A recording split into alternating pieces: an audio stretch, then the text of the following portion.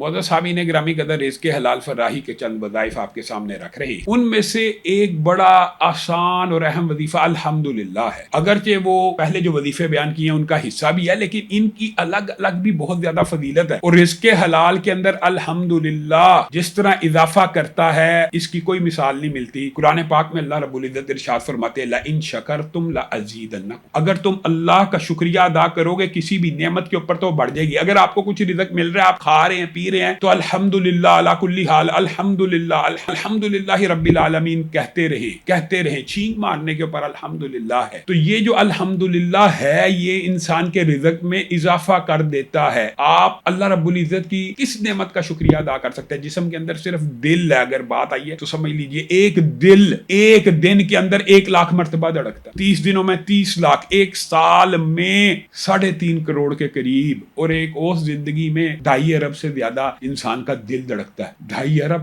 ایک دن میں 1,00,000 مرتبہ دل دھڑکتا ہے۔ آپ ایک دھڑکن کے اوپر اللہ رب العزت کا ایک شکریہ ادا کرنا چاہیں، آپ ایک دن میں 1,00,000 مرتبہ الحمدللہ نہیں کہہ سکتے۔ یہ دل ایک وقت میں 17,000 کلومیٹر ایک دن کے اندر انسان کی رگوں میں خون کو فراہم کرتا ہے۔ کیسا عظیم پمپ ہے، ہم اس کی نعمت کا شکریہ ادا نہیں کر سکتے۔ تو اپنی زبان کے اوپر الحمدللہ کا ورد جاری کرنا رزق حلال کو فراہ کر دیتا ہے۔